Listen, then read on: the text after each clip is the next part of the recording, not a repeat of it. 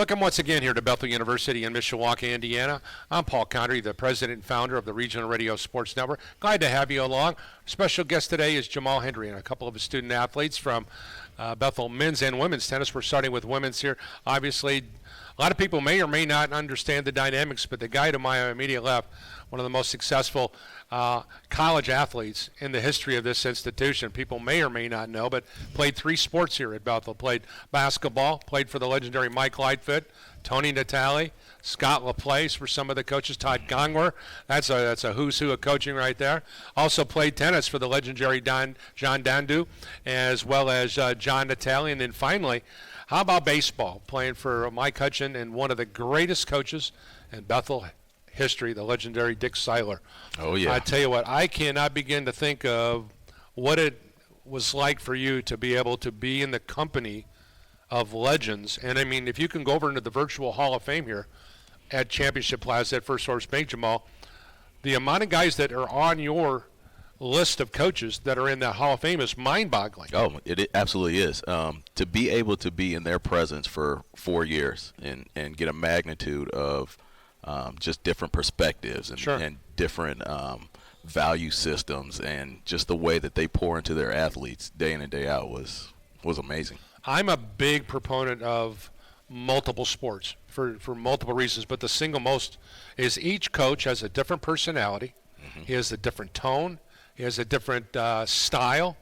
And when a student athlete is experiencing a coach that's a hard-driving guy or gal versus someone who's maybe a little laid back, those are all the kind of things that are great experiences that, as you know, when they get out into the real world, when they leave these hallowed halls of Bethel University here at the Y Camp Center, when they go out there in the real world to be adults and have to go, they're going to meet all kinds of different people Absolutely. who are going to be in those positions. So I can't begin to think of what it had to be for you to experience the knowledge and the laid back of Dick Seiler versus Mike Lightfoot. And when Mike was in his prime, he was as intense a dude as possible. And then John and then Natalie and Coach Dendu, I mean, those guys were kind of laid back too. So just talk about the things you learn from the different personalities, which I'm sure as a coach, whether you're coaching high school basketball or now here at college tennis, you've had to take a little piece of everybody to help your career.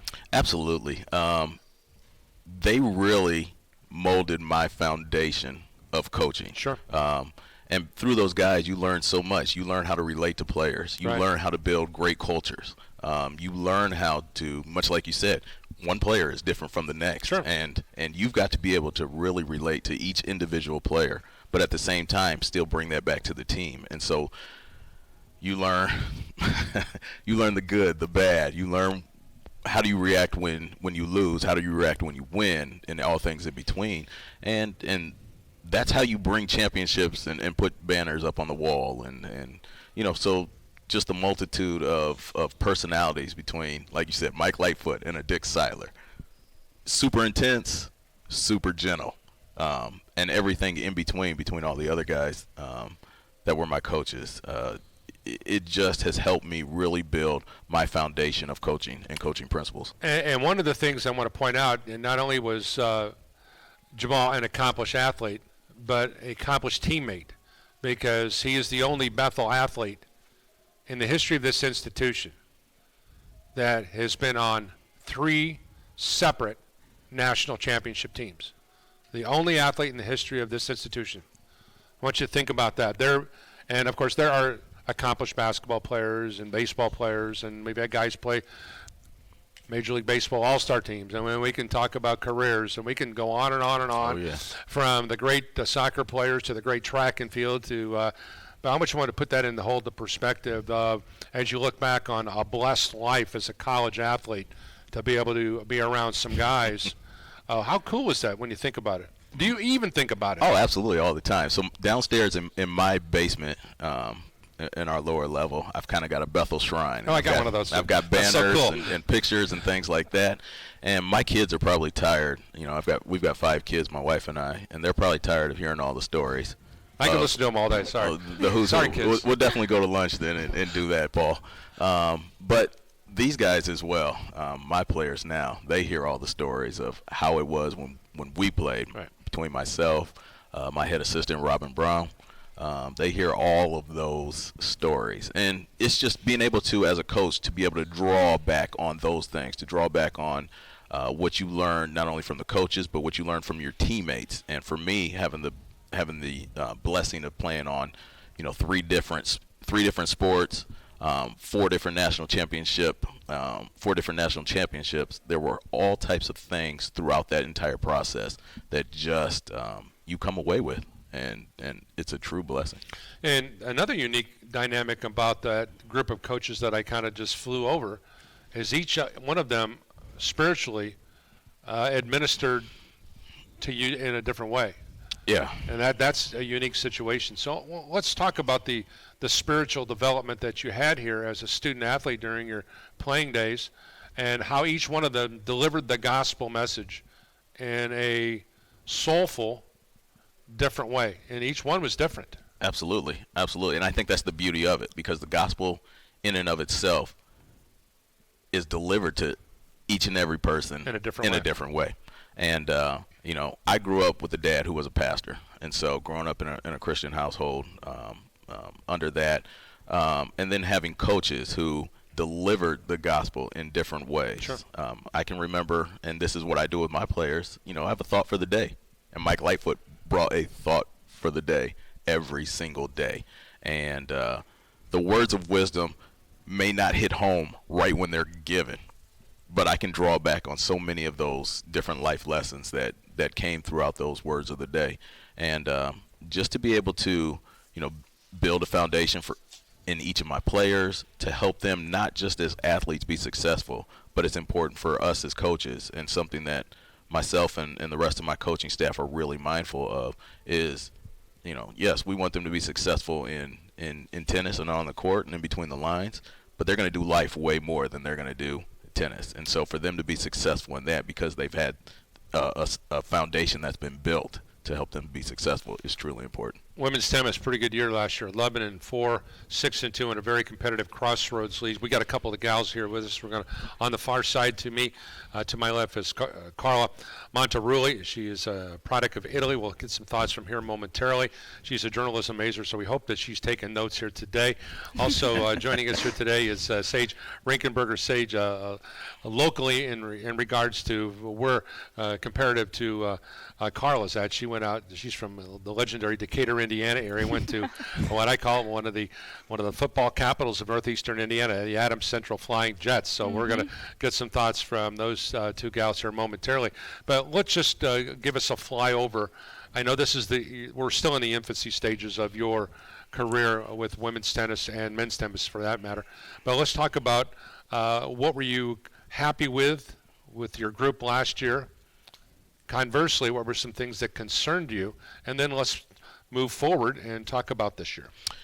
Yeah, so extremely happy with the first year. As a new coach, that transitionary period when you're getting your players acclimated to your style, versus the style that they were used to. And Brad Foster did a very good job of bringing this program really back to a competitive status. And for me, it was just important to take that and run with it. And me, I'm a highly competitive person.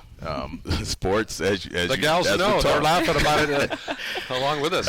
I think one of the things that really came away from last year, when we had individual meetings to wrap up our season at the end of spring before they left for the summer, was the level of expectations that I had versus what they expected my expectations were going to be. I think my expectations for them are sometimes quite loftier than they expected. And for me, it's important for them to know that they can achieve way more than they even can think to believe. And so our season, it was just a season of, and I was very thankful that I came in the spring before. It's kind of that transitionary to really make, when we jumped into the fall, really make that an easy process where we could just be off and running and not have to learn players, them have to learn me, learn my style, so on and so forth. We could just hit the ground running. And I think that was important with the success that we had, even on both sides. The women, boy, they just get after it. And they got after it. And I put challenges and day in and day out of really getting them to think that I don't care who's across the net from you. Sure. They got to face you too. Yeah, exactly. And so Great you point might to as have. well go at them. And if this game was already decided just based on ratings or rankings or what have you, we wouldn't even be playing it. And so they really took those challenges head on and surprised the conference by finishing third. And even in those losses that we had, we were in those matches. We played way better than in years past. All right, let's get some thoughts from a couple of Jamal's student athletes. Carla Montraulli, who comes from, you're going to have to help me out here. Is it Bari? Yes. Bari, Italy? Yeah. All right, first of all, what's the timeline from getting from Bari, Italy to Mishawaka, Indiana? So I lived in California for 2 years where Okay. I played for a junior college, and after I decided to continue my studies and playing tennis here in America, so I got to know Coach Jamal, and I decided to commit back in November to Bethel. Well, good. So geographically, is it going to take me a half a day to get to Italy from here? Most like 1 or 2 days traveling. Oh, my goodness. Talk about frequent flyer miles. You're going to add those up. So what's it been like for you to be a part of this campus and the Bethel community? Are you excited about the direction? Yeah, I'm so excited. I got here like 4 days ago, so campus it's like slowly getting like busy. But like, yeah, I'm so excited. I'm excited to start practice and to see where this team will bring us, because I think Coach Jamal brought a lot of players that have a good potential and the players that were here already. So I think together we can make a great team. And I love the fact there's a lot of international player, so that gives us a chance to learn new languages and new culture, which I think is really important. All right, Saige, you didn't have to travel so far. You didn't have to go Only halfway. 2 hours. Yeah, only halfway across the globe. But let's talk about what was the allure for you to come to Bethel to be a part of this institution. Yeah, so I was really looking for a Christian college, and I was planning to go to Huntington, but when the coach saw me play, You chose wisely. Yes, you did. I did. I probably played my worst tennis when the Huntington coach came to watch me, which is all for the best, because then I stumbled across Bethel and I came up and played for Brad, and I just fell in love with the campus. I love the community here at Bethel. It's just been such a huge blessing. I've created so many strong friendships, and I've just been so blessed for being a part of this team. The girls are all amazing. Coach Jamal and Robin are just the best, and I'm so thankful to have them. They've really helped me grow spiritually. They've helped me grow on the court, and they've just helped me realize that, yes, being an athlete is important, but you're a student first. And so I'm a nursing major, so sometimes that's can be a bit much. So just having Jamal there to just be a personal cheerleader, and he's very understanding and just works with us. Hold on, Paul, real quick before you move on. Can I get this recording? Yeah, you can. Because We're I'm gonna put it on going to use YouTube. it. We're gonna put it I on need to YouTube. use it when they're frustrated at me. Absolutely. So, I want to talk about managing being a student here in the nursing program. This is one of the premier nursing programs in America, and there's students from all over the world that come here to be a part of this. And I've talked to athletes in the quarter century that I've been engaged with athletics here, whether it be guys or gals, that it is so mentally, emotionally, and even physically demanding of a major to get involved in.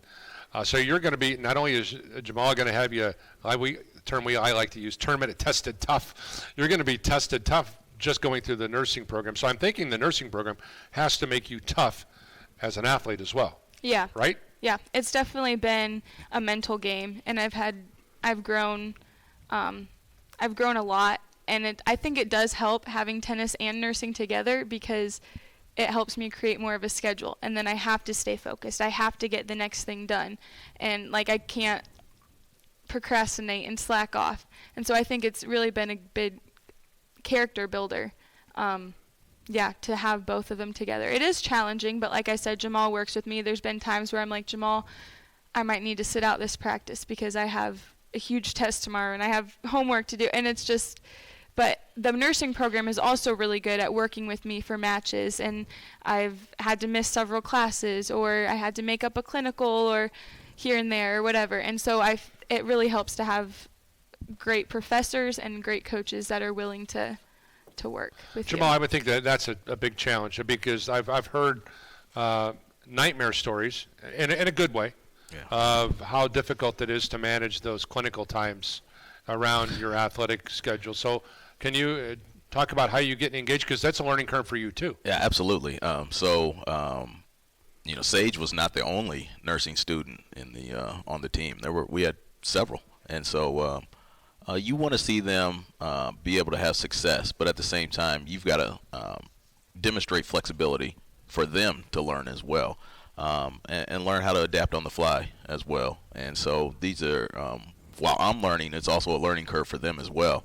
And they're student athletes, and athletes come first. Students come first. Let me put that. I got you. I know where you were going. Students come first. And so just in life, you got to communicate.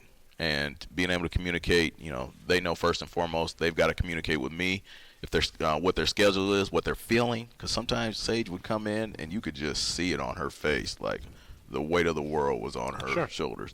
And so, to have that communication, and then to have that communication and being able to work with the flexibility of the nursing staff was great. Let me throw this question to Carla and to Saige, respectively. I know that Jamal's not sure on any of the lineups yet. Nobody says, hey, you're number 1 or you're number 5 or whatever the case may be. Same things. So the mindset of challenge matches that he has where you have to win a spot. So talk about, let me start with you on this one, if you can, Carla, because when you're in that situation where you have to win a spot, I know wrestlers do that all the time, what they call wrestle-offs. Can you talk to me about what it's like to be very, very competitive against people who you love and who your teammates, knowing that I want to beat your backside because I want your spot. And you've got to be able to, you got to be gracious in victory. You got to be gracious in defeat. Can you speak to that? Yeah, so I feel we are athletes, so we know that we also need to fight for that spot in the lineup, but we know it's on the court. We know we know how to deal with it. In the moment we separate that from our living on campus and living in the same room maybe, and then bringing the fighting energy on court and wanting to beat you, but it's tennis. So I think that's where we're I feel like we're all gonna be mature players, and we're all gonna understand that that's something that includes tennis. It is hard, but also I feel if you're a great teammate, it doesn't matter what spot you play in the team, you want to bring that point for your team home. That's what I feel it is the most. For you as a junior college transfer, you find yourself, you're accustomed to things in the States now because you've been here a couple years. We can talk about the difference between the left coast, the right coast, and the middle, and all that stuff in between. But the reality of it is you found yourself in a situation where you had to make a collective decision after 2 years where I was going to go. Yes. Why did you choose Bethel? When I first got in contact with Coach Jamal, we immediately there was something that I think it's the most important thing about a person. It's the energy that even over a phone call gives you. I'm a person that values a lot the family and that kind of values. So when I talked the first time to Jamal, I could feel that. I could feel how important for him is family, how important for him the team is, and how he thinks that is family too. And with simple words, and when I came back in November to visit when I decided to sign, and talking to some of the people in the team, you could immediately feel that. And that's for me something really important, because you come all over across the country, you don't have your family, so you're looking in someone as your family. Saige, talk about the spiritual development of the unit. You're just really kind of getting to know Jamal, where he's at in his faith walk, but obviously he's made his thoughts known. But as this program, and as he continues to put his stamp on the program, what do you see as the projection of this group spiritually? We have definitely formed more of a family. And even over spring break the past 2 years, we've had the opportunity to go down to Florida as a team. And so just to have that collective time together just really helps just bring us closer. And Jamal is very big. He always gives us big talks at the beginning of the season that this is our family and we're here for each other. And that's goes into fighting for our spot, that on and off the court, we're a family, and so we want the best for our team. And so if that means giving up my spot to someone better, then that's okay. I'll just cheer on the sidelines. And so Jamal has just really made a huge impact on our team and like the thoughts of the day and just encouraging us just throughout our time here. You are going to be a great nurse. Well, thank you. Jamal, would you agree? I agree. Her bedside manner here at the table is as good as it gets, right? Yeah, absolutely. The thing about Saige is that right there. For those of you that see it on camera, is her smile. Sure. She It's makes you electrifying. feel. It is. She makes you Yeah. feel warm and welcomed, and she just brings it every day. Whether she's feeling completely overwhelmed or she's in the best spot possible, she just brings that smile. Once again, the Bethel Women's Soccer, our special guests here today. Special thanks to our very special guests here. We want to wish them best of luck as the season unfolds. And once again, thanks to Saige as well as Carla for their time here today. For Jamal Henry and for all of us here on the campus of Bethel University in Mishawaka, I'm Paul Condry of the Regional Radio Sports Network.